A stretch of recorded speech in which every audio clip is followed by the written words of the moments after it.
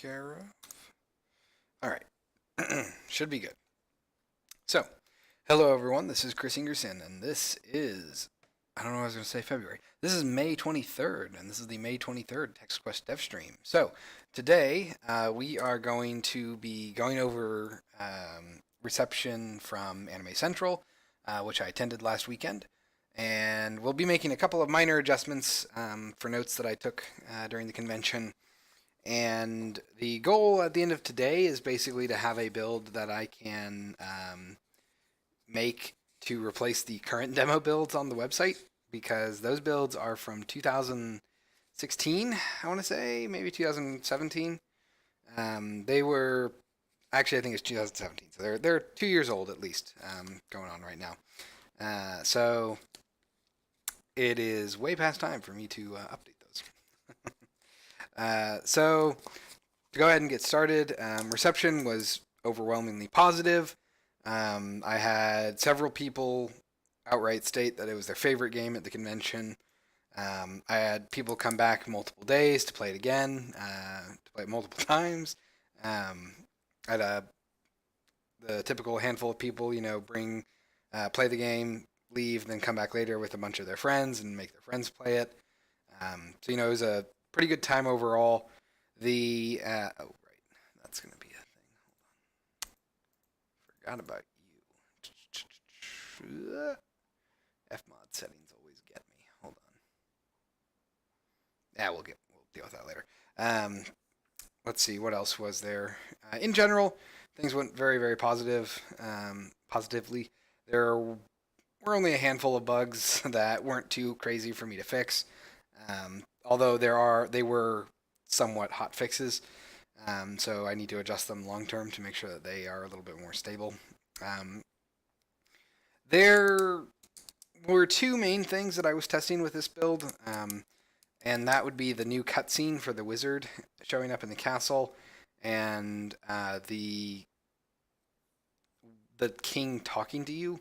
So if I go ahead and I'm just going to go ahead and mute audio, let's maximize on play. Actually, I guess we'll go ahead and leave the audio going. Show you where we are currently.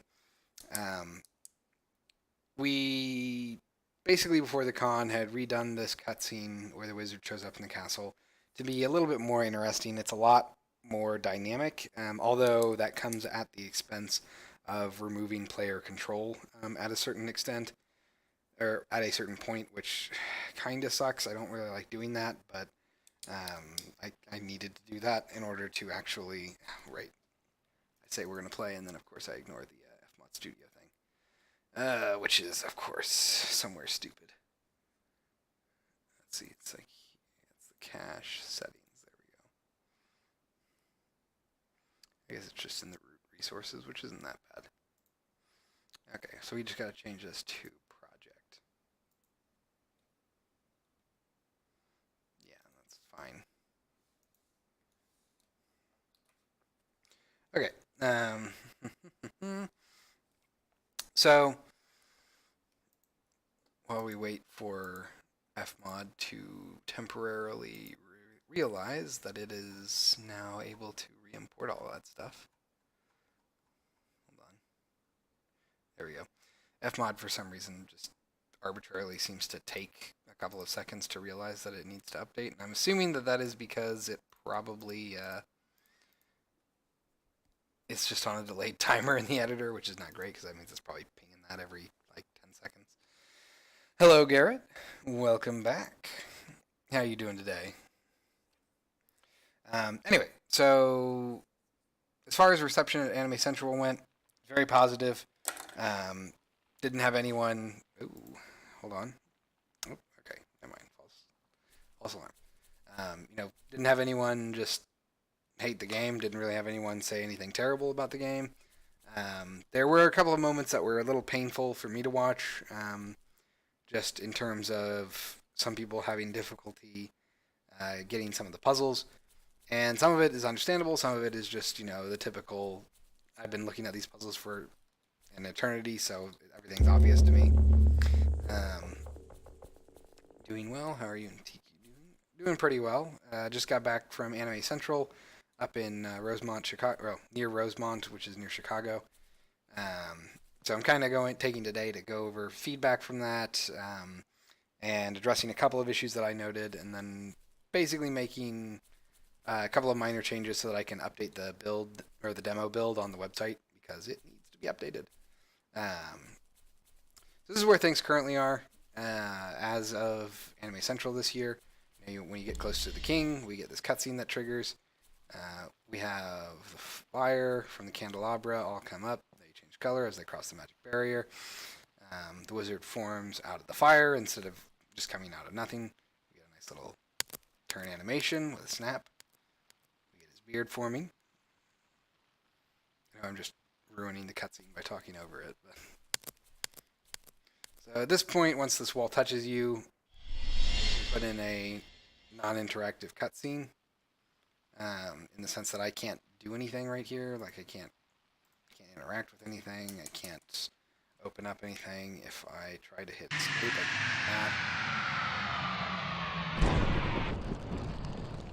can It was the end of that particular cutscene, and then that leads into our avatar window, which is a little more rough than I would like. This press any key on multiple playthroughs can get a little messy.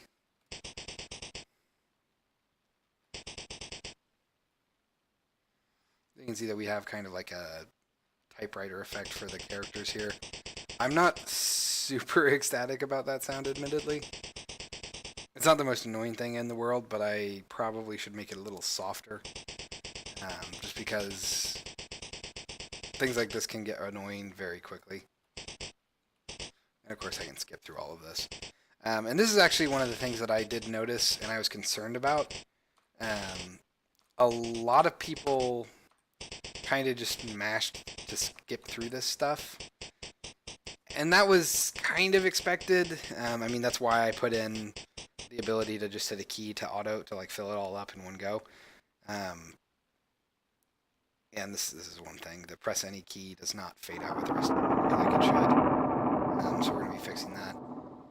So on the whole, that cutscene is better, I feel, and people were much more responsive to it. I didn't have anyone, for example, kind of like looking off and into nothing while a cutscene happened. That was pretty well avoided. But there are some problems, I feel, with that new avatar section where the king just kind of like talks to you for a bit. Like I tried to make the dialogue funny, but sometimes people just don't want to read that stuff, and that's fine. But at the same time, there wasn't really much of a great reception to it. Like people weren't mad at it. They weren't saying like I hate this, but more than a handful skipped it in the sense that they mashed the button to get through it, and because of that, I'm a little hesitant to actually really get it, or really pursue that particular mechanic. Die Hard reference. It is a Die Hard reference. Very good eye. Yeah, and that is true, right? Like people who get this game most likely are going to not have a problem reading. It could just be that the particular people that skipped were because it's at a convention and not a lot of fun to be had there at a convention. So I'm kind of torn up about that. I have mixed feelings about wanting to. Oops. That is the sound of the torches. Apparently they did not get put out like they should have, which is hilarious. So, yeah, it's not too much of an issue, but it is something that I try to limit. And really, that's the only place in the game that I can think of that I was planning on having the avatar stuff be forced upon you. At other points in the game, after I put the ASCII art kind of label stuff together, I thought it could make sense to have that be to fill a gap that I hadn't decided how to fill yet, that I don't want to spoil. And it could be useful there. It just sucks because if it's dialogue heavy like that, I feel like some people just won't like it. And yeah, like you said, some people just skip over that. And that's fine. I don't begrudge anyone for skipping that. It just makes it, I don't know, it makes it a little frustrating for me because I don't like doing expo dumps like that, or exposition dumps. I hate doing that. And that's all that was. That was like when the king's talking to you, that's like 15 lines of exposition that is just there basically to provide context to say like, okay, this is why you're doing it. Now go. And then that never really happens again. Everything else is told through cutscene or through world design. But it still feels a bit like a failure for me to even have it there to begin with. But then again, it's really hard to give context if you can't have dialogue or any sort of real interaction like that. So I don't know. That's just one of the more troubling aspects of that particular new feature that I'm not really sure uh, how it's going to pan out, because I don't think it's a detriment necessarily. It's more of a design purist objection on my part, because I don't like having it there if people are going to skip it a lot. Because if that's the case, then I feel like it doesn't need to be there. But that's kind of where the state of things are right now. So it's see that's the thing. If I break it up into more digestible chunks, then that really extends that initial cutscene where the wizard shows up and turns the king to stone. And that was originally supposed to be all the context you needed. It was just going to be the king's turned to stone. You're an adventurer, right? It's your job to go fix that, so go do it.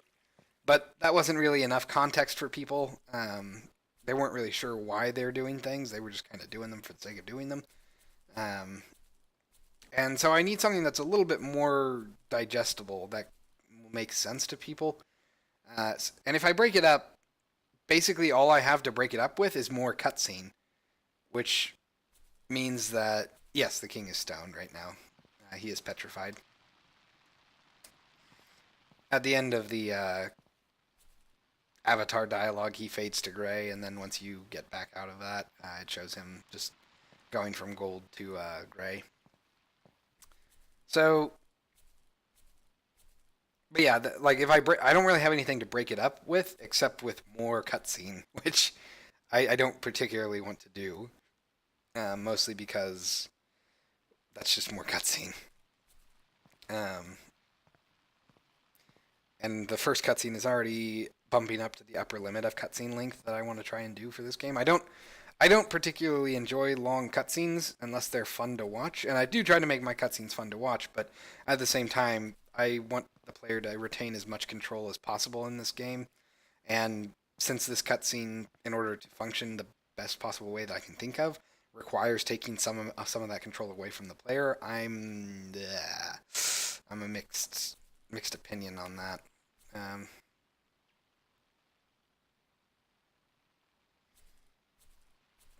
yeah, and that's the other thing, right? Is well, the king being turned to stone before wasn't exactly clear either, but with the dialogue, it kind of is clear, and you know the interactions clearly show him as being petrified and all that. Um, so it's one of those things where I don't know. I also don't really have a journal of kinds. The closest thing you could say that we have are hints. Um, so since I don't have a journal, that really means that I don't want to have anything too complicated narrative wise. Like I don't want people to try to have to stop and think, why am I narratively here? They should really just kind of have a natural progression throughout the levels and just say, okay, well, I know what my end goal is, and it's all in service of this. Um, but admittedly, I'm not doing a great job tying exploration to narrative in this game. I do feel a little. Um, oh no, I don't. So it's just gray. I could try to do texturing on him. That actually could be interesting. Because TextMesh Pro does support that, which I guess would pretty much just be um, out of curiosity, actually. I'm not really sure what this would look like. Um,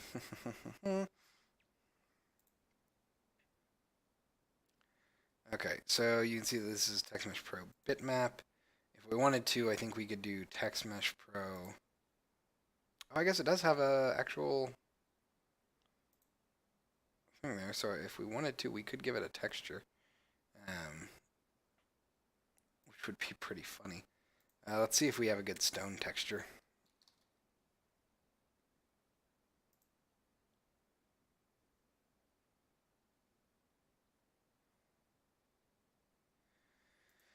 Kind of. Yeah, it's there. Ha! Ha! That's pretty awesome. Um, I'm curious to know what that looks like, actually. Ah! I think that did tint it on everything, though. That is pretty good, though. But that also makes it difficult. So we gotta set this back to null for now. But that is actually a good idea, having him say stone all over him. Um, so that's something we might do tonight, actually. But yeah, general state of affairs is that things are looking pretty good. The game was very well received at ASEN. Got a lot of email signups that I need to put into the email list. Um, yeah, and I mean it's pretty easy to make all these presets and such. If I wanted to, I'm actually kind of curious. So if we set this back, let's just go ahead and set this back to TextMesh Pro. Let's just do distance field.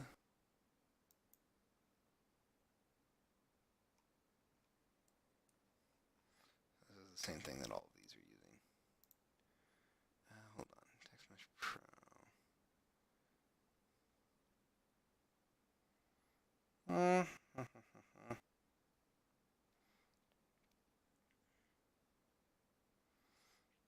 I guess we're just fine with that for the most part, actually. I didn't really need a texture was what I was kind of getting at, but okay. So let's go ahead and I'm going to select this material, which I can't do very easily. Oh, right, you're built into the asset, aren't you? All right, let's see. Select material. What? You're gonna make this difficult for me, aren't you? Okay, I have no idea where the material is. It's somewhere, though. So that's great.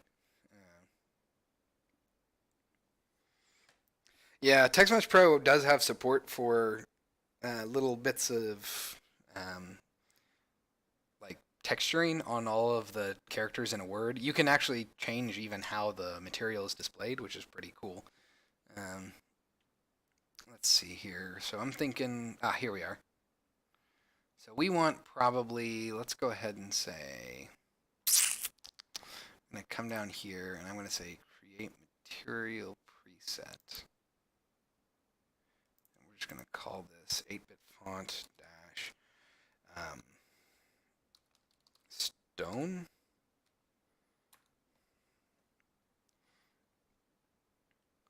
And for the most part, we could probably get away with just having stone be our thing here.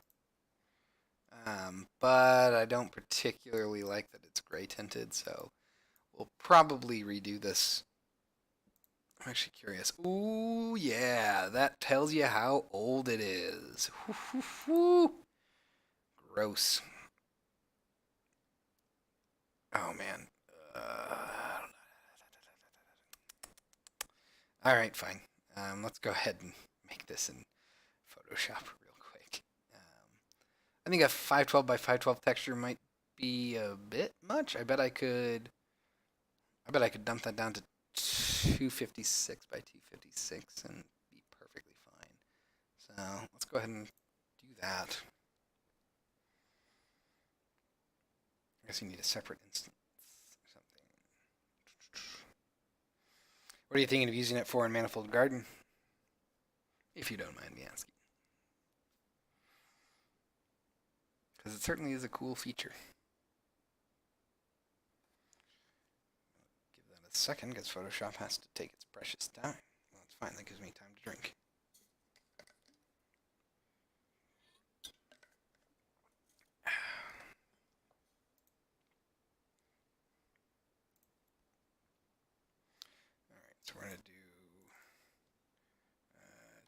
256 by 256.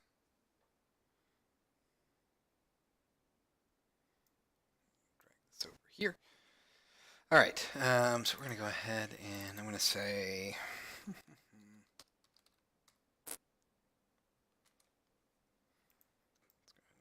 this in. We're going to create a background layer. So this is going to be tricky because I think what we're going to want to do is basically make a grayscale image, but one that's mostly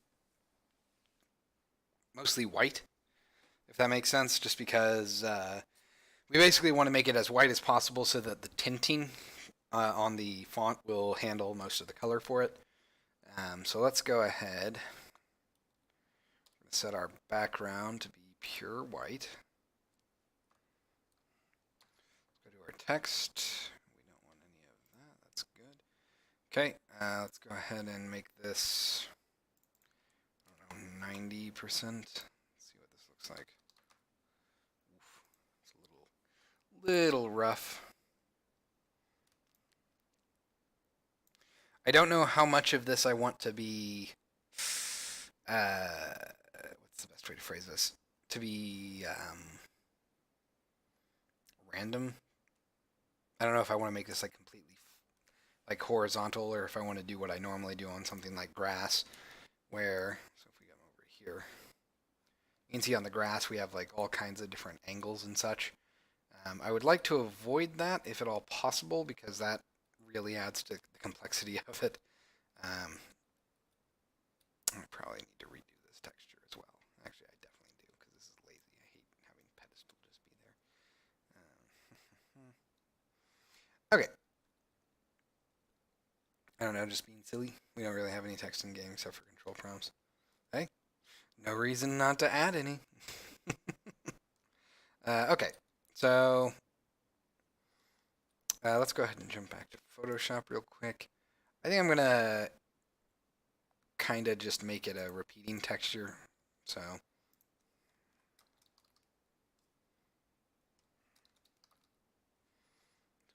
do this. And we're not quite at a good spot because of course we're not. Let's go down to, so 36, let's go negative 50. We're close. We go with negative 100. Yes and no.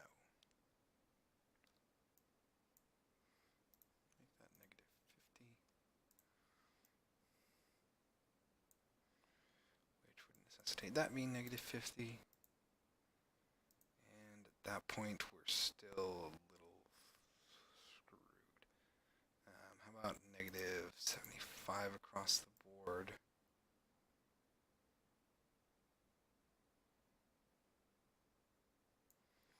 We're close.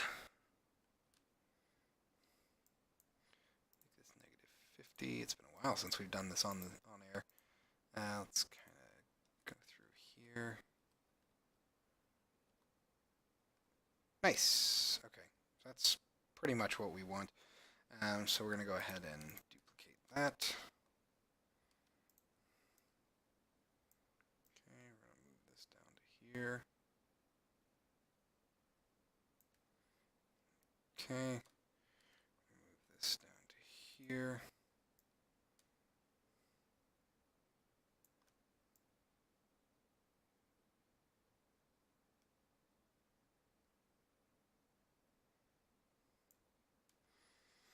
Okay, move this down to about here.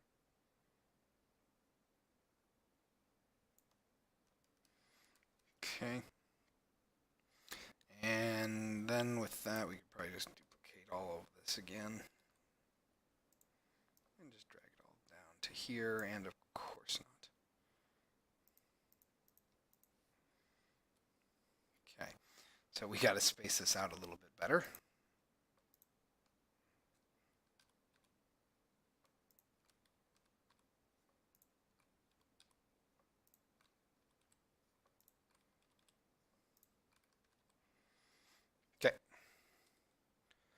that is our stone. Let's go ahead and save this out. Let's go to text quest, art, textures.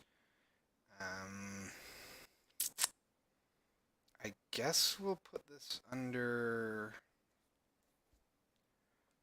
fonts. So let's create a new folder. We'll say font bitmaps. Okay, and we're just going to call this font stone. Sure.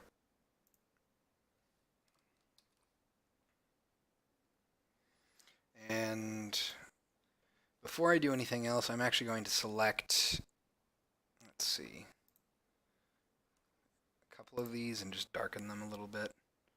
So I'll make these 80 just to give it a little bit of variety.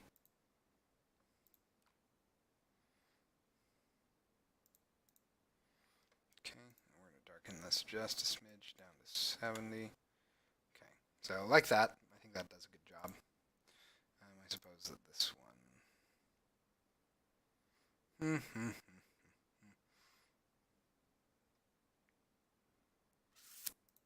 This one should probably change. So let's go ahead and set its color down to, oh, I don't know, 60. That's fine. Okay. Okay, so let's save that out as a PNG.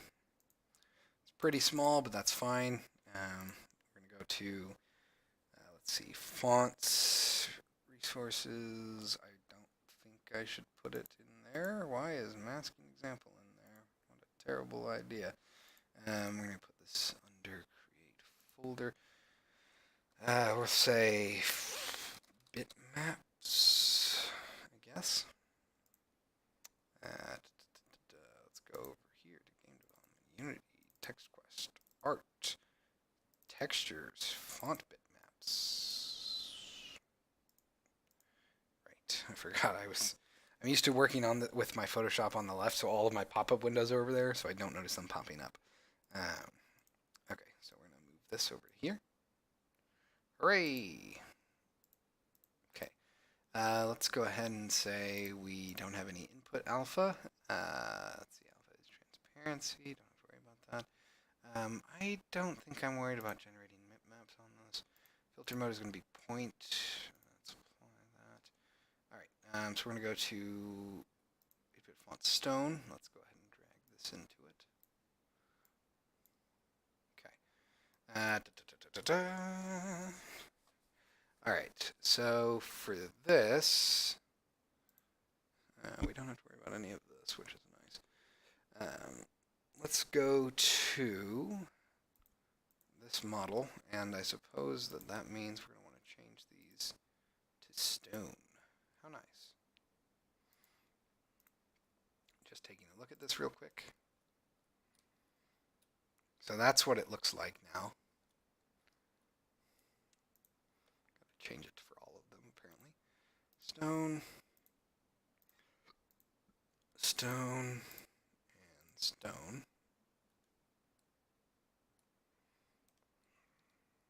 Nice. Although it does look like it stretches, which is a little disheartening.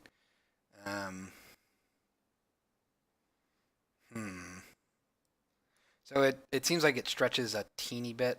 You can see it on the eye most extremely to basically match. So it's treating the top left and bottom right verts of the characters as the tiles. So the N is a little more squat vertically, which explains why it looks a little bit stretched that way. G is surprisingly squarish, so that's why it probably looks the best out of all of them. It's a small detail, so I'm not too worried about it. It kind of sucks, but I'm not too worried about it. So, all right, let's go ahead and save that. We're going to turn this back off, and I'm going to just let this. I'm going to go through that cutscene again real quick, just to see what it looks like at the end there, because I do really like that idea, Garrett. That was a very good call. I should use that more often, actually. That would be a really, really awesome little bit of texture to put on all the characters. All right, so we're gonna go through here, running. Oh, by the way, on the button commands here for the tutorial, people really didn't seem to notice any difference. It seems to be, excuse me, about the same as before. The only difference was the mouse one, and that is because this icon is super vague. Um, I really do need to have a better icon for left click, but I do not know what that icon looks like. I don't know how to really design it, short of really making it highly detailed, which I did not want to do. I really wanted it to be very similar in sort of profile to a button. Um, but I did have one person who just was not sure what that was. Most people seem to be fine. At the very least, it seems like E was able to compensate for it. And I noticed that some people just naturally picked up on left clicks, so I'm kind of mixed on if I should worry about that, really.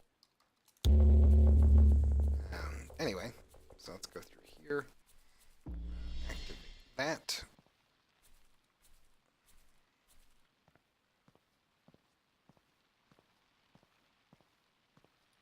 I'm curious to know if when he snaps, they go out. They do not. Hilarious. Okay.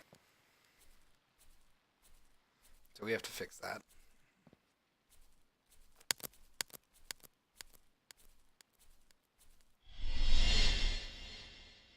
Okay, so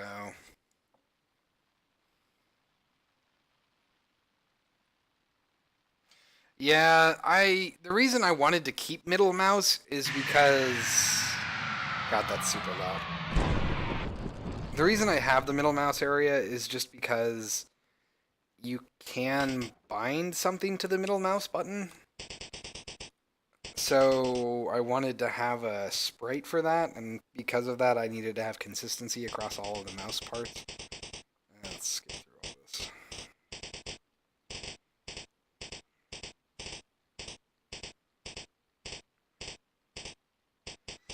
Okay. So I'm hesitant to get rid of the mouse or the middle mouse section. Instead, I think I need to just have a straight up different sprite, but I don't know what that sprite looks like really. I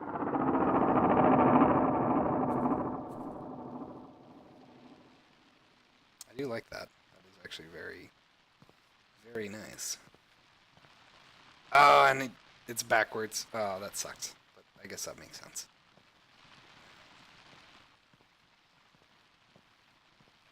And yeah, we definitely need to put out the the sounds.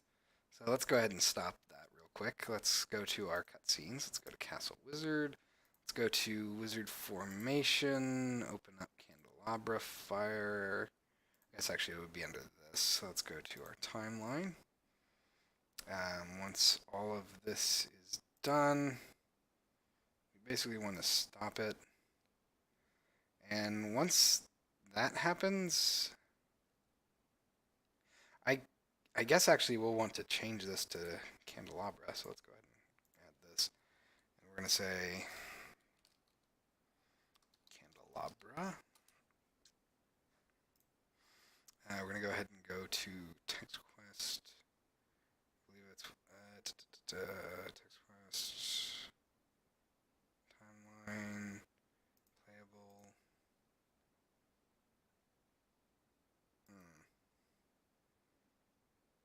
Okay, fine.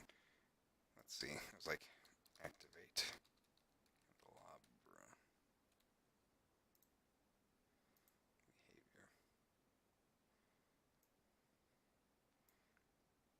behavior. Wonderful. Let's go ahead and go to the text quest playable track then. Let's open that up.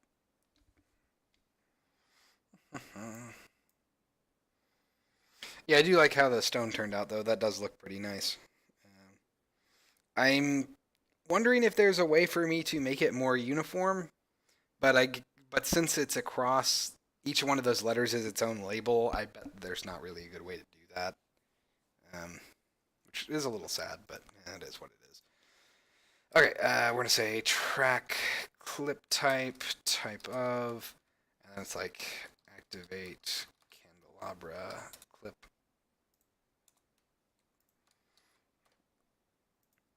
Also, I'm very sad, but I found out that apparently there's no good way of adjusting the context commands here.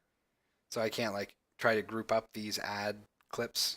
Um, except apparently 2019.1 has that. Maybe 2019.2 is supposed to have it.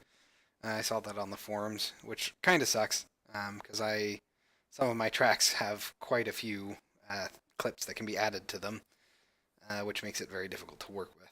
But apparently no such attribute for all that exists right now, which kind of sucks. Anyway, so we're going to say activate candelabra clip. We are going to go out of debug mode. No reason for me to have that there. We're going to have our candelabra here, and we're going to set it to stop the sound. And we don't really have to worry about. We can do particles. Why not? So we're going to go ahead and grab this. Put this here. Okay, so I can kind of just like plug that in right there. So I guess this is going to be extinguish candelabra. Okay, and I guess we'll want to do this by row. So let's go ahead and say track subgroup. We'll say row 01. I have the hiccups.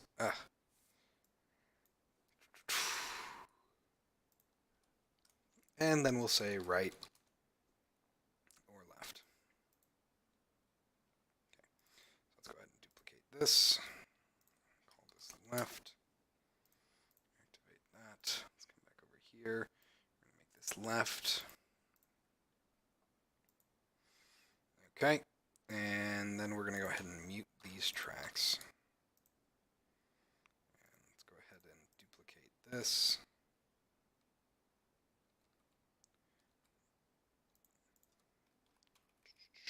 Row 02. We're going to go ahead and come up to here. Right. Let's go back to here. We're going to eventually get over to there. So we're going to say right. Close that. Oops, not done yet.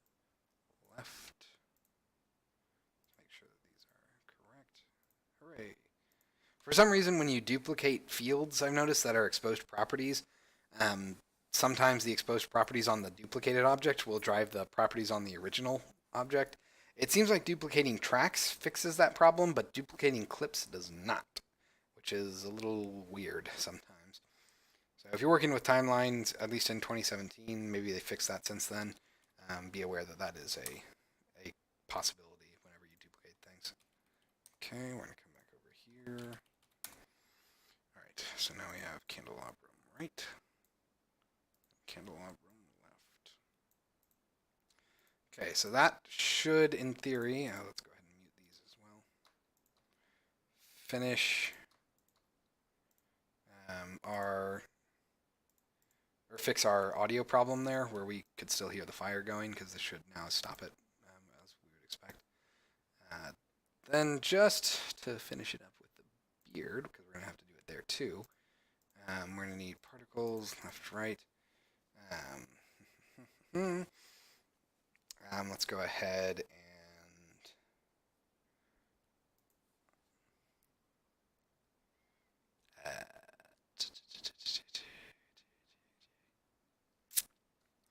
okay.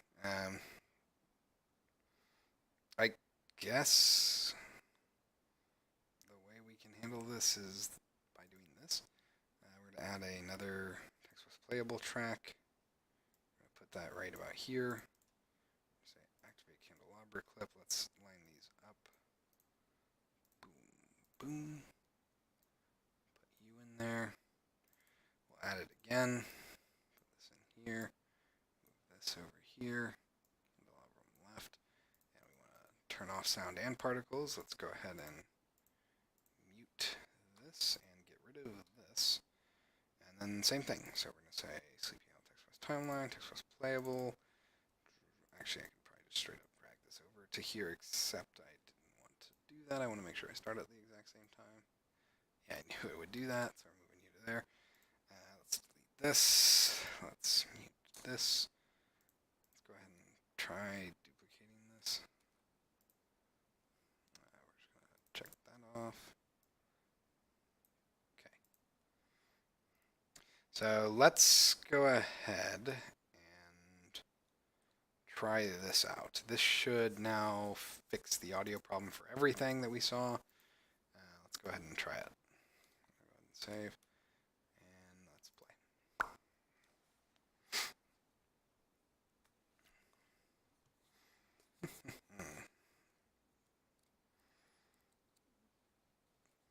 So on the whole, as far as stability goes, this build was actually pretty stable. There were one or two weird issues that I ran into that I couldn't really replicate. Someone, I was going to no clip through this, but there's no point for that. Someone was able to cause the end game, like the demo end screen, to break, and I have no idea how they did that. It only happened once, and then it never happened again. So let's try to listen to this.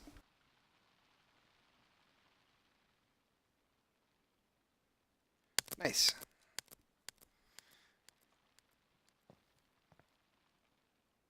Nice. Okay. That stops the particles and also stops the audio. You can also see my little debug at the bottom that says remove this after ascend. I did a bunch of coughing optimizations, quote unquote, for the ascend build. That was really too loud. And they were basically things for me to do to avoid issues that would take me longer to fix than I had. So I need to probably fix those. Things like the particle systems on the candelabra are just straight up destroyed at the end instead of being recycled, and that's because I didn't have anything to reset all of their parameters. So that's great. By which I mean it's not great.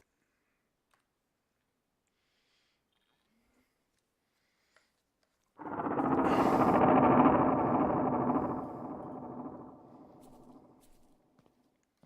do like that stone though, that is nice. Oh man, I wish I had thought of that before ascend, because that would have been really cool to test. But that was a very brilliant idea, Garrett. Anyway, so cool. That seems to fix that issue. Make sure we don't have any audio still going. Nice. There should be audio on these things.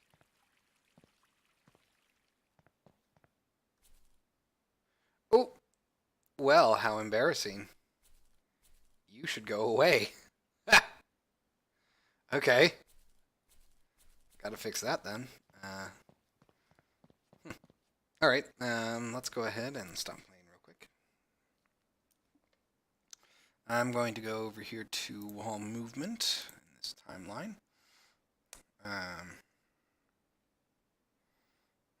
and collapse this. I am going to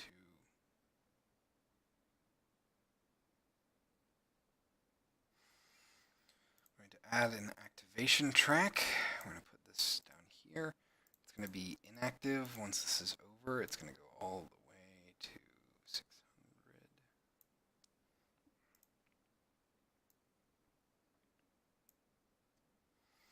Okay, let's turn you off.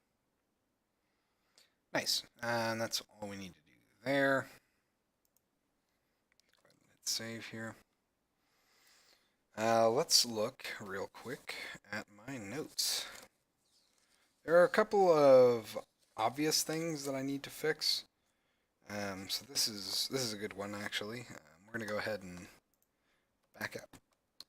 Hiccups again. So we're gonna go ahead and collapse all this. Collapse all this. We're gonna select the scene asset. We're We're going to jump over to our splash fade. We're going to start a new Sierra mode game. Oh, and while I'm doing that, actually, I can test a one of the back buttons in my option menus didn't work. I don't remember which one it was, but I need to fix that. So I'm gonna do that real quick. Start. Let's go here to options.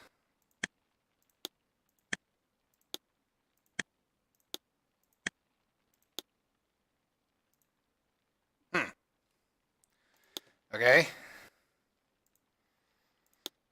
Well, that's interesting.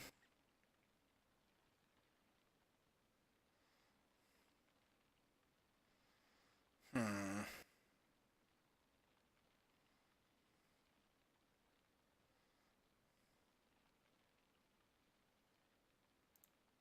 Maybe it was one of the apply ones? No.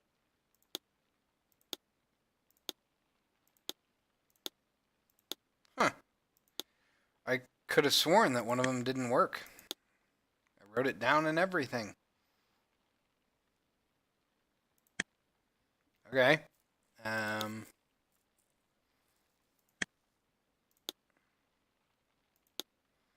Although I probably should change the. I should probably change display to say cancel instead of back. But okay, weird. No idea what happened there then. Okay, so we're gonna go ahead and I forget if I did this. Good, I did. Okay, apply there. Not sure what happened there then.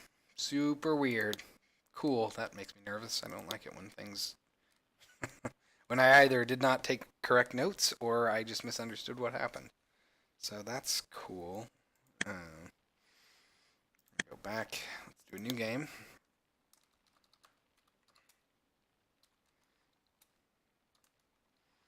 So we're going to do Sierra mode.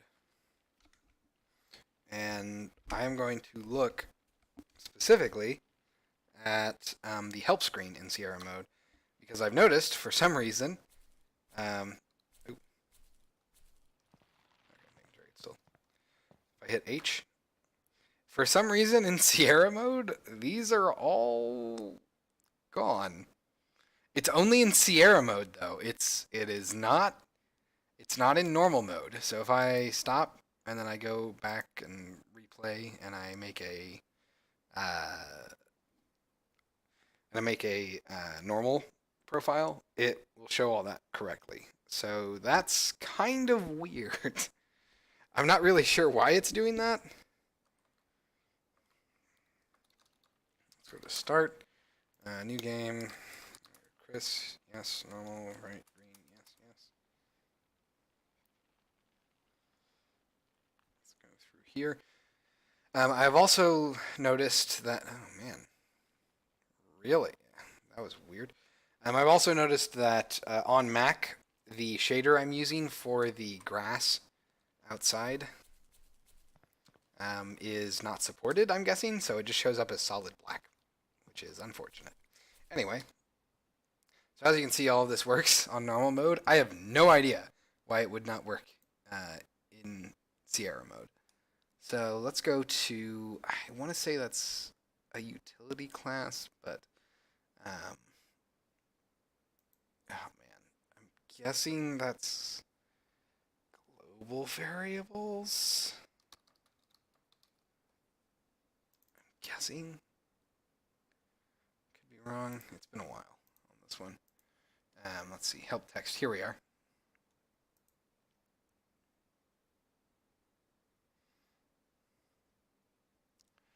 Okay, so let's go ahead real quick and jump back into Sierra mode. I want to make sure that it's at least returning the correct string. And then perhaps, so I don't know if this is a problem with the string that's being returned and it's just not setting the right sprites, or if it's a matter of basically the label not displaying them for some reason. So let's go ahead and go to start, new game, yes, Sierra, yes, right green, yes, yes. Mac laptop. They don't update drivers very often on Mac. That is true. Um, but this is a problem that I've noticed for a while on Mac, so I don't think it's a driver problem. I think it's a hardware problem, would be my guess. It's a little odd, but okay. So we're going to go ahead and hit H here. We're going to pause. We're going to go down to UI, view container, input, root, output, viewport, content, text section, label. Interesting. Really? All right, that means that this get binding data dot keystring, go to definition, is somehow incorrect. Target key binding. Key binding data collection. Wait. Timeout. Settings. Well, no, we do have a key binding collection.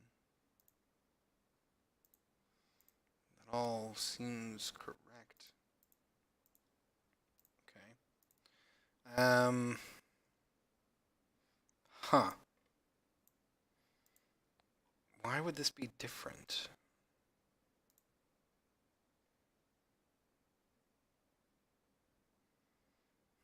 Move crutch print help input.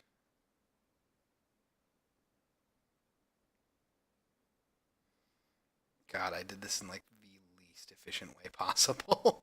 I really should just do a replacement for this.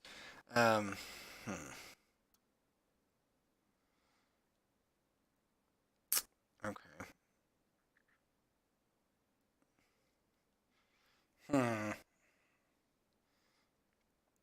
So, let's see here. This is, I believe, just a straight up string. Yeah, that doesn't do anything. This means that Sierra mode is not initializing this the same way for some reason, which is interesting. Binding, initialize. Let's see, key bindings. This is on load. Call key bindings dot initialize. That's about what I would expect. Refresh settings. That's all what we would expect again. Key code, instance, get binding. That's all correct. Key bindings update. That's all what we would expect. Interesting. I am not sure. Let's see here. So, key binding data collection. So we know that it's returning a string that just has these be non-existent, which is curious.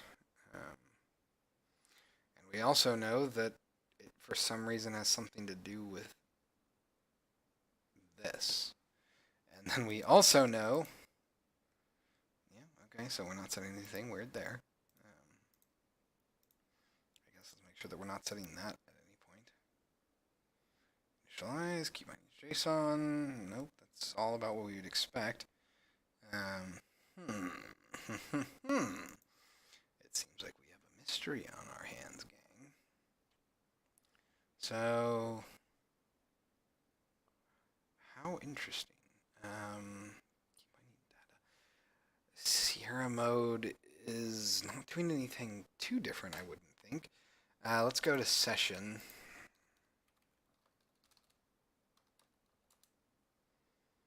Because it should have the, we'll check to see if it is Sierra mode, which I guess actually is just under difficult setting. Right-handed, favorite color, HP, spawn, save position, save difficulty. Here we are. So let's see. Hint master, difficulty object parser commands. Okay, so that's nothing special.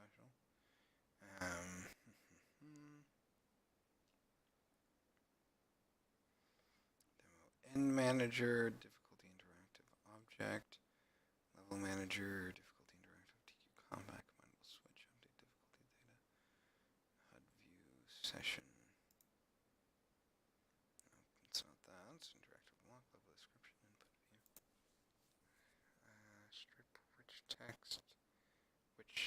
shouldn't be doing anything. Oh, wait. Perhaps it is. I am going to try something. We're going to jump through here. We're going to play it on normal mode, and then I'm going to look at the label. Because strip rich text guarantee is stripping out sprite data. Oh, that sucks so hard. Okay. Cool. So we're going to go over here.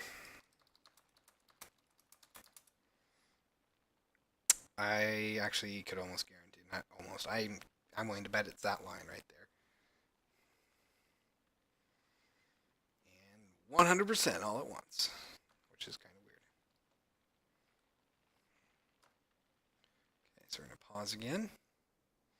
Let's go to UI, view container, input, root, output, viewport, content, text section, label.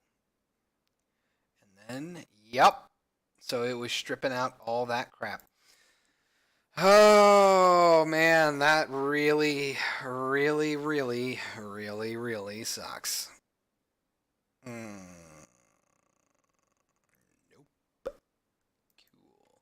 Yeah, that's not. Oh, crud. Cool. So I need to modify this. Because all that's really meant to be stripped out in Sierra mode is highlighting for, well,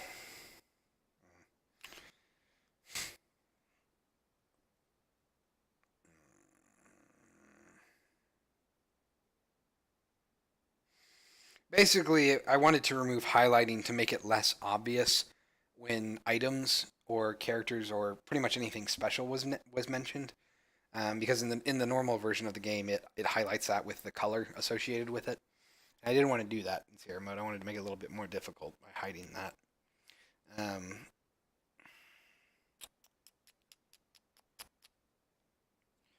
I suppose only color is what really needs to be handled. Which means that I need to change my approach. So strip rich text in general.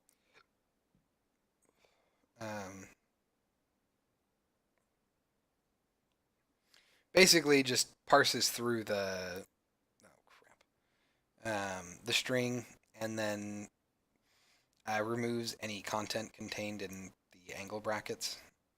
And that works, but I suppose I should have a separate thing because this is probably in string extensions. Gross. Okay. Let me think. How do I want to handle this?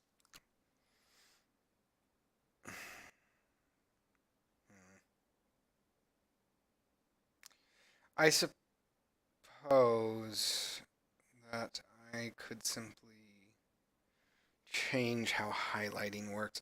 So I'm going to go ahead and get rid of this line, and this line. And instead, we are going to go to, let's do Control F. I believe it's called highlight color. Actually, but it's just called highlight. I'm going to find all of these references. This is a keyword that I've used. Let's see. Right. Let's go to match case and match whole word. That'll probably be a little bit easier. Crud. Okay. Well, let's turn these off. And we're going to go to an example. I need to think of an example. Our invoice should have it. So if we were to read,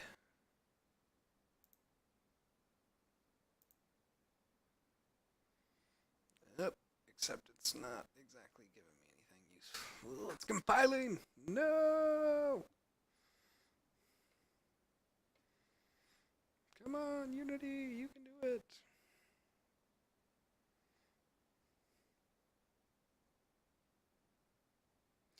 But yeah, as far as the Mac laptop issue goes, I deliberately use a Mac laptop because it helps me to remember that there are people who are not, on massive Windows rigs. Okay, so it is highlight color. I was right the first time, and I doubted myself.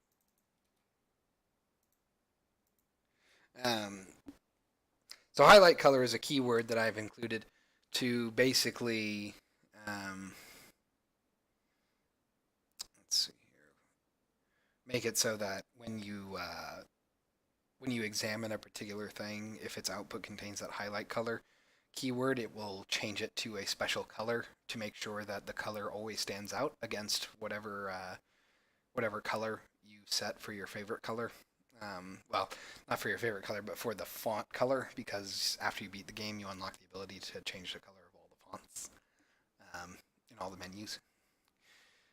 And so, to ensure that no matter what color you used, we had a visible highlight color, I basically wrote this in so that we could more easily handle this.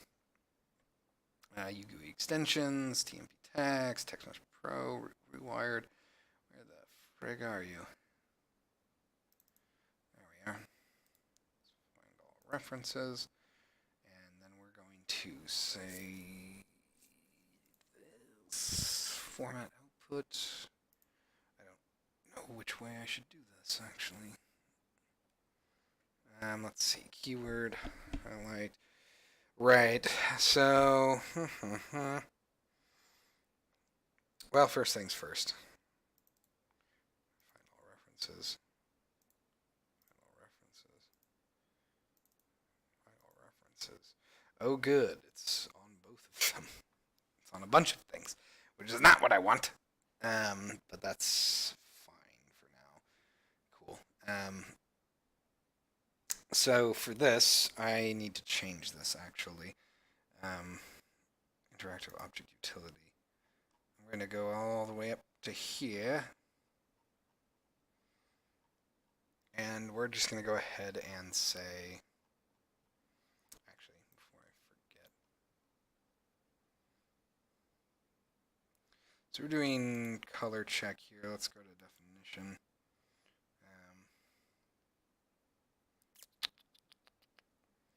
Let's see, interactive object utility. This just returns the actual color value that I want. Cool. So we're going to want to change this to whatever yellow is by default, which is somewhere up here. Text color. Yellow. Here we are. Okay, so I'm going to come back here. We're going to change this check with a constant value. Well, a static value, I guess, because it must be one of those, unfortunately. So we're going to come all the way to here, and we're going to say public static string highlight color, and then we're going to say get return what is it, global variables dot yellow. Okay, and here's where things get super murky. We're going to say if application dot is plain. We're going to say if session dot difficulty is equal to Sierra. Then here's where things get murky. I basically need to return, probably by now it's just going to be return global variables dot text color white for now.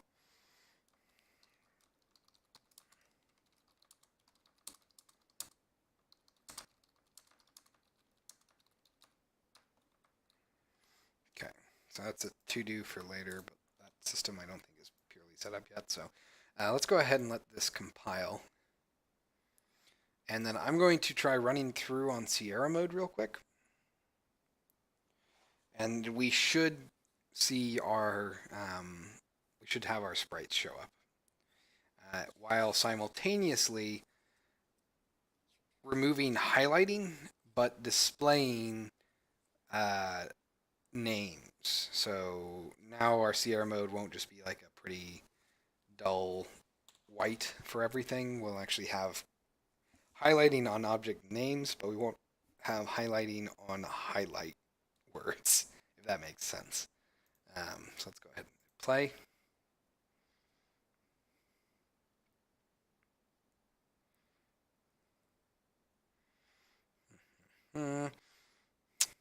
Okay.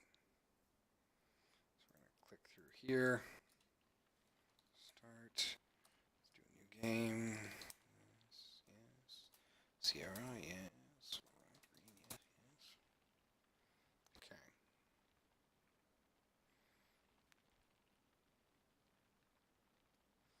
Give this a second.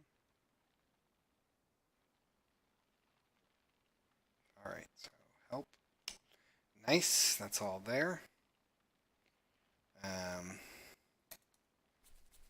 I'm going to cheat, so we're going to say, oops, clip. We're just going to fly through the world. And I'm just going to steal, actually, can I? Okay, good. Making sure. We're going to take this. Nice, so Scepter does highlight now. And if we read this, boo. That makes sense though, because I never actually turned that stuff off. Womp womp. That was me being stupid. Okay, we gotta come back down to here. Do that. Okay, find all references down here. And then we want to change this to, I guess that was interactive object utility dot that. Okay, let's try that one more time. So what we want to have happen there in that note is that the words secret passage and closed curtains or closed curtain should not be highlighted. They should basically match the surrounding text color. Let's see. Are there any other big things? I think the next thing we'll work on is fixing that fade out on the King dialogue menu. And then after that, I think we'll actually have most of the real noticeable bugs taken care of. I should probably get rid of that. So let's go ahead and hit play here.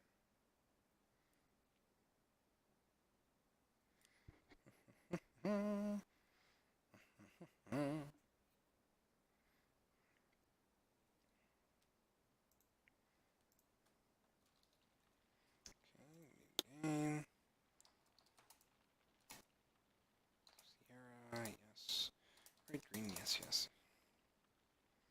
It's a little weird to me for some reason that the progress bar here goes from 90 to 100, but it doesn't gradually do so. It just like snaps. I'm assuming that has something to do with playing in the editor. Okay, so this clip. Let's just clip through everything. And then we're gonna read.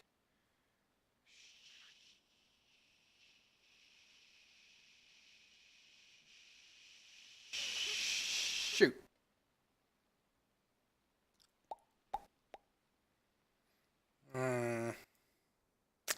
I feel as if something has gone awry.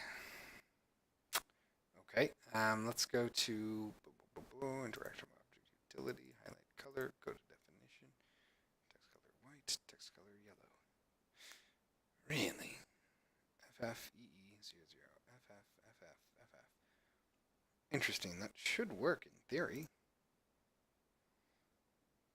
Let's go ahead and try that again. I'm curious as to why it thinks that that's not valid.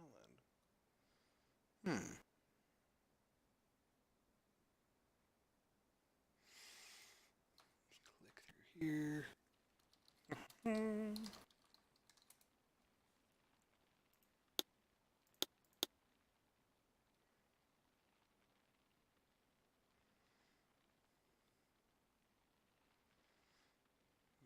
You can do it.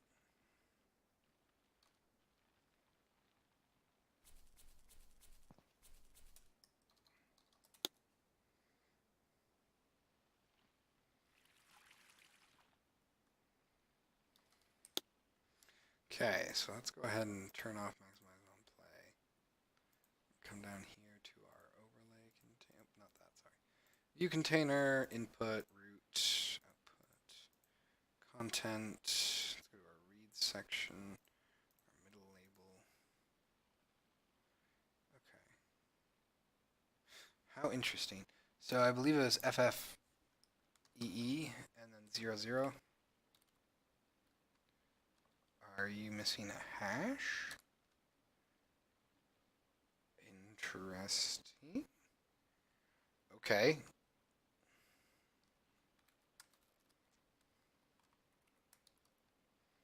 Okay.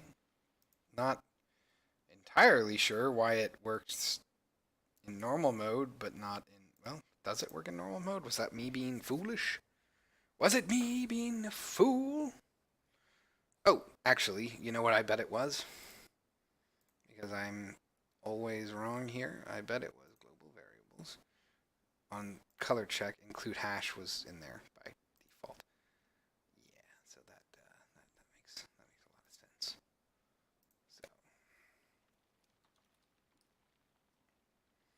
So I bet if I did do a new game, it would actually be incorrect. So cool. I don't like to do constant string concatenation. I don't want to do that, so I guess I'll cache that stuff.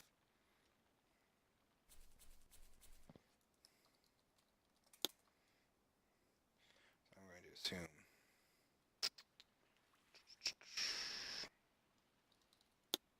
Yeah, okay, cool. So that was totally just me being silly. All right, all right, all right, all right. Which kind of makes things awkward for me, because I guess that means I want to do this.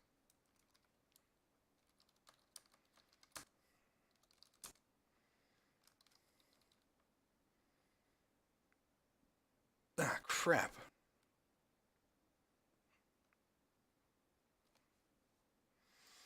Okay.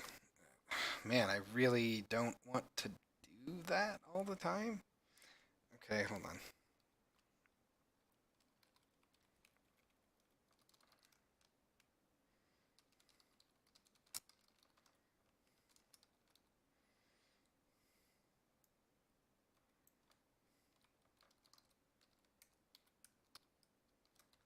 String is null or empty. Cached highlight color. Then we want to set that. To that. That's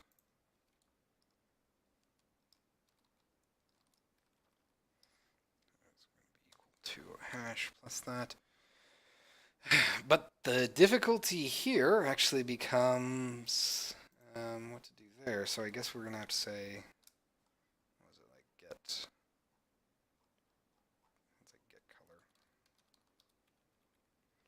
Oh wait, no, it's going to be variables dot color check and then session dot. You know, that's not actually what we want. I suppose it would be game settings. But I don't think I have that as an option. Yeah. So for now, it's just going to be a manual string that I return, because later on I can't cache it because the player can change that color at a future date. So I'll have to generate that string anyway every time it's requested, which kind of sucks, but what are you gonna do? Okay, let's go ahead and let that compile, and then it should be correct. Oh man, totally forgot to get rid of that frickin' candelabra line. Here we are. Let's get rid of that. While we are waiting.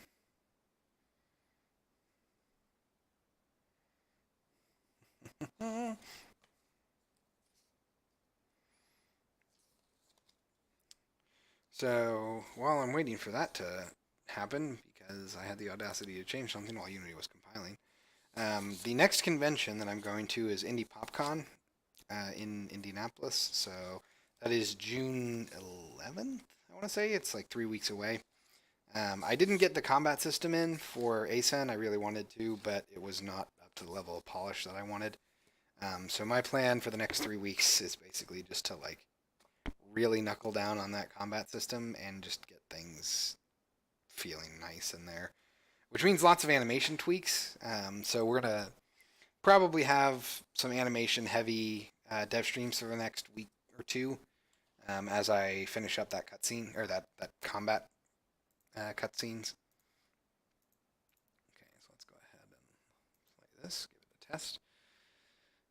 Which I'm optimistic about how players will react to the new combat system, but um, there are downsides to it. It takes me so long to work on those cutscenes. Start. Let's go to new game. Yes. Zero. Yes. Right. Green. Oops. Right. Yes. Yes. Oh, and I did have one person at ASEN type your name as their name, and they cracked up when they saw the smart Alec comment. So definitely like putting that small touch in there. That was a lot of fun to see how people reacted to that. Pretty much everyone that was in the immediate vicinity just like stopped and smacked my shoulder and was like pointed at it and laughed. It was pretty fun. All right, so we're gonna go ahead and do that. Let's go ahead and just SOS clip. Let's just fly.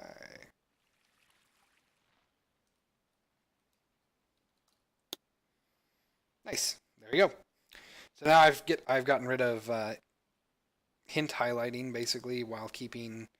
Oops. Oh, right. You're gonna be locked.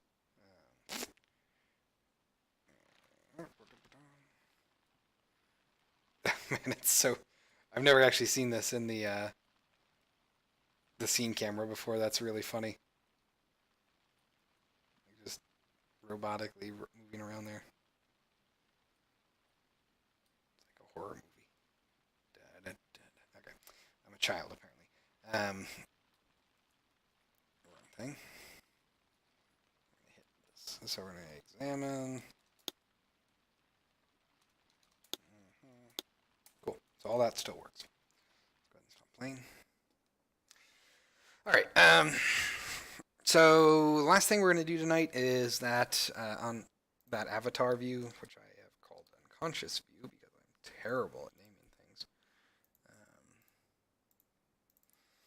So we're going to basically fix the oversight where the press any key to progress the text prompt does not fade out properly with the final fade message. So we're going to go over here. A bunch of this stuff.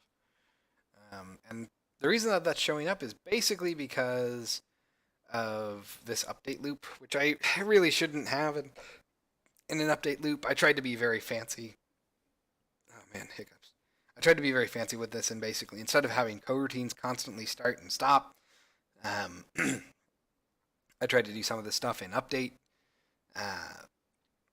because you can do that, and it technically generates less garbage, but it makes it way more of a headache to work with. So probably I honestly should just change this. But for now, I guess what I'm going to want to do is, well, maybe I should just make this be a coroutine. That would make more sense. Yeah, let's just move this to a coroutine, basically. So we're going to come down here. We're going to say private enumerator. What do I want to call this? Show progress text coroutine. Blah. Okay. So for this, we're going to go ahead and say we're going to need a couple of things, actually. I'm going to need to come up to here. Really? What am I using you for? Okay. Well, look at that. So we're going to say talk coroutine. Once this is done, we're just going to go ahead and say start coroutine, show progress, text coroutine. And all we're going to do here is say float t is equal to 0f. And we're going to say, oh man. Okay, that'll work. So we're going to say while t is less than, what do I want to call it? I think delay, right? Progress text delay. And we're going to say t plus equals time dot delta time, t, oops, sorry, not that, yield return null. And then once we have that, we're going to go ahead and say t is equal to 0f, and then we're going to say while t is less than 1f, and trying to think about how I want to do this. So we're going to say while text is visible, we basically want to do this. And then we're going to say t plus equals time dot delta time divided by progress fade duration. Okay. And then we're going to say yield return null. We're also going to go ahead and say and text is visible.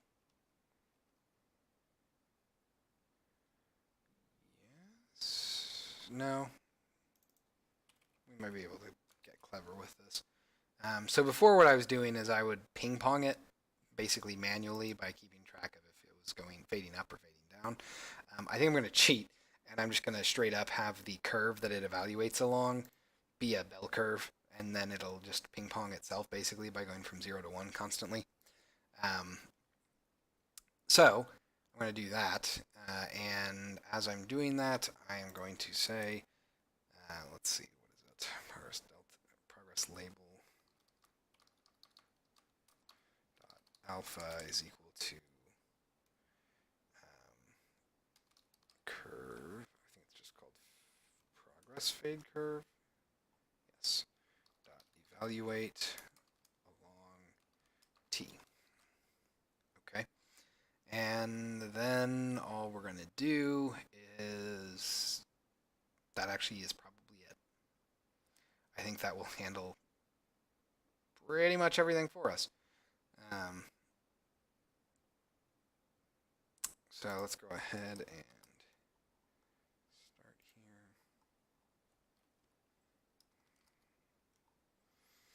here. And actually what I'm going to do here is I'm going to say and text is visible. And then all I'm going to do here is say if t is greater than 0f, then we're going to say, I guess I can just do that in a while loop. So let's change that to while t is greater than 0f. We're just going to say, oh man, if I do it backwards though, it'll actually reverse and you'll see it more. So cool. Okay. So instead, we're going to have to do this. If t is greater than 0.5 f else. So we're going to say while t is less than 1f, we're going to pretty much just do this again. Otherwise, we're going to say the opposite. So while t is greater than 0f, we're going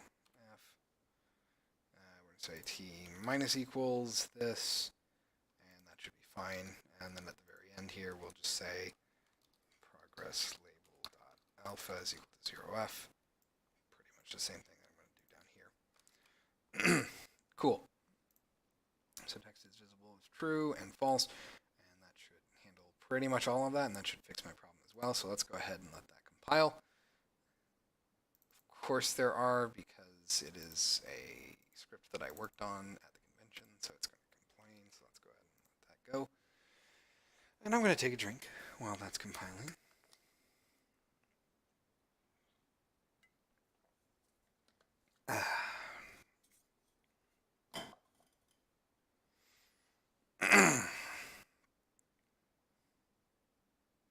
It is getting hot in my house. Good Lord. There's no airflow. I need to open up the windows.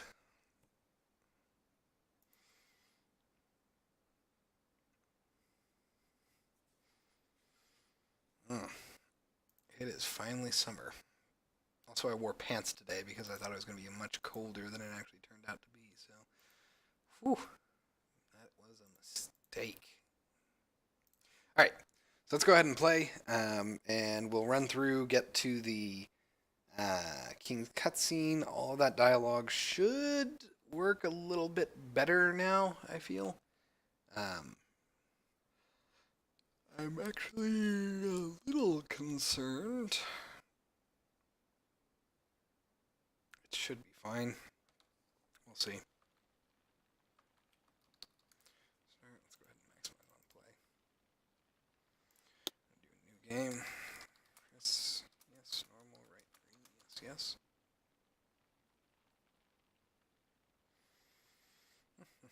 Okay. So we're going to go ahead and run over here. Open. Activate our candelabra.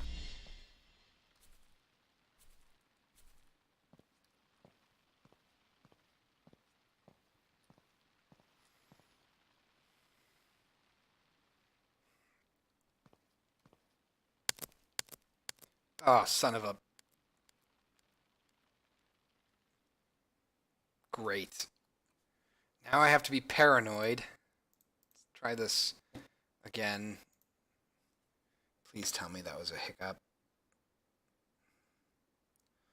I've noticed that sometimes timelines are not deterministic, which is a gigantic red flag.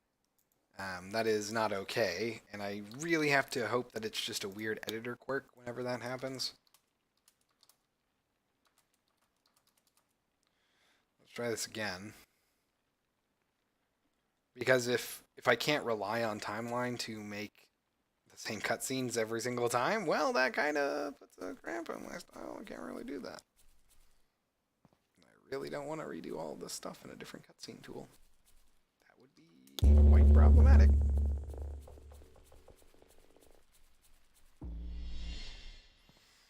Okay.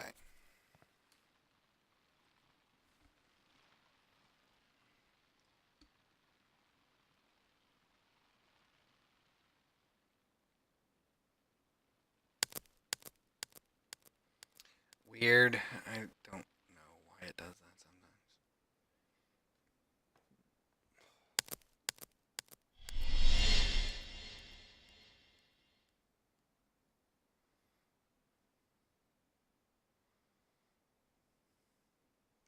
Players do seem to like to have the king doing those acrobatics in the background.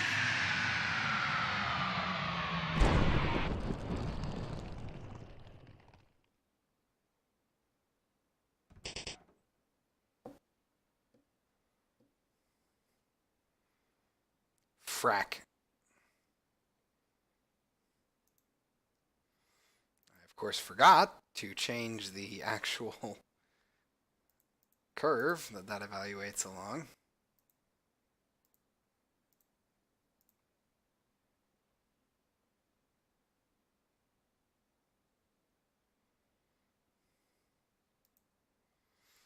Probably change the fade duration to 3 seconds.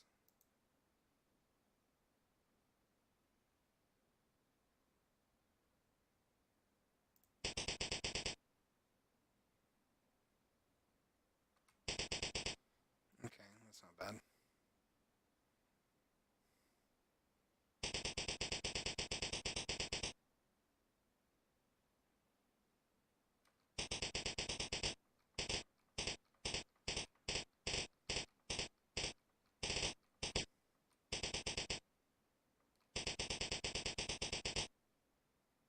That's happening way too fast.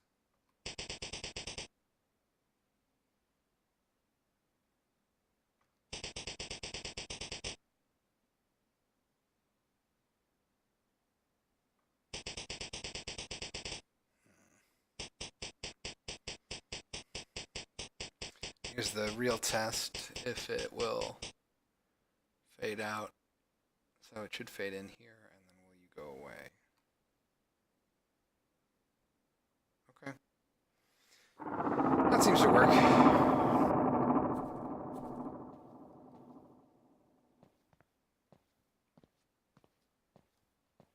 feel like I should probably have some sound effects with these, but okay.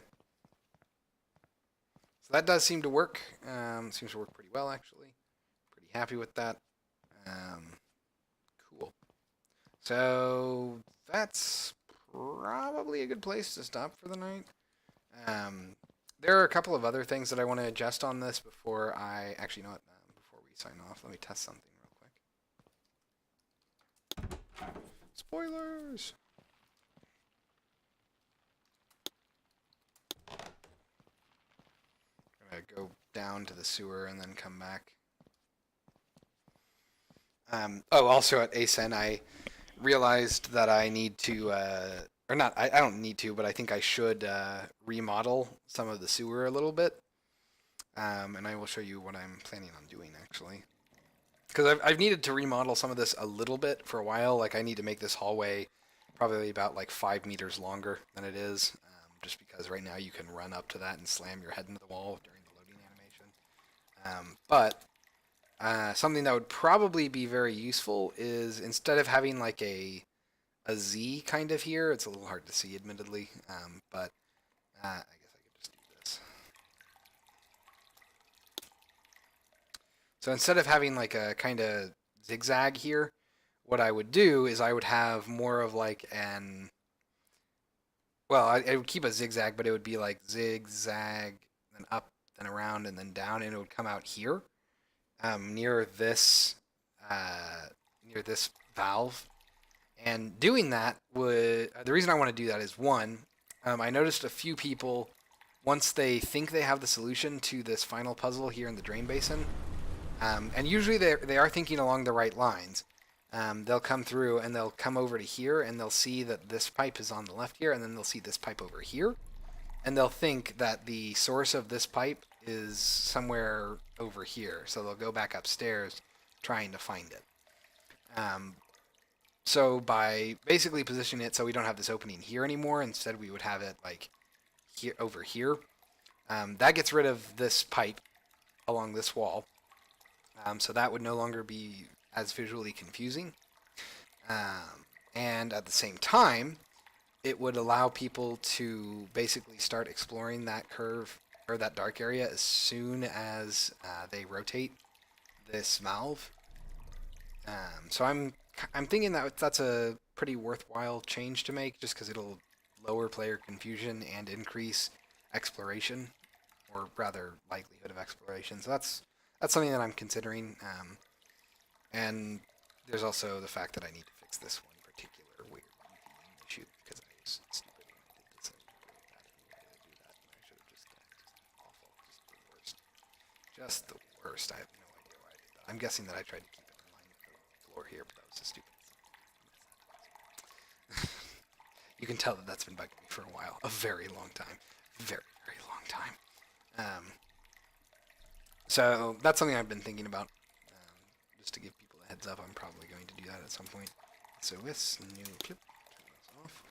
We're going to go up here. Oh, also, at ASEN, someone managed to die in the demo, which was very impressive.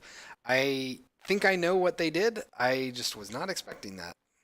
So we're gonna run over to here, and yep, I thought so. So these are not correct. They are not using the right. Well, they. Why are you like that? Actually, all of you should freaking. Where's my cursor? There it is. Let's see here. I don't think that you're set to turn yourself on by default, are you? Pretty sure I turned you off. Yeah. So they should only ignite like that if they are. Well, that's their default texture, but they should extinguish.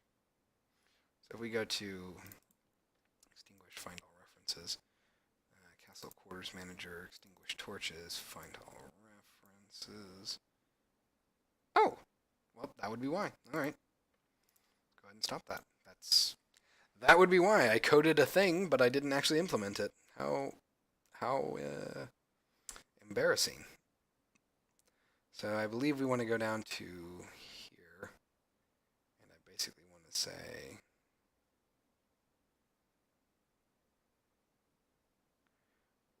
what in the world is going on here? Huh. Well, that's clearly not correct. So let's go down to here. Yeah, okay, so I need to extinguish torches. Cool, so, alright. Well, that should fix that problem. That is super weird, though. Alright, well, I have a couple of other notes that I need to work on before I make the build to update the website. I'd like to get some analytics in there just to see how many people, basically where people are getting stuck, as well as how people are progressing, because there are 3 ways around the troll, and I would like to see how many people do it each way, because it would be nice to know what those metrics are. More for my own curiosity than anything else, honestly. So I'm hoping to have a new build up by the end of this weekend. We'll see what little bits of polish I can get in there before we make a new build and test it. And then we'll have a new build on the website finally after way too long. So,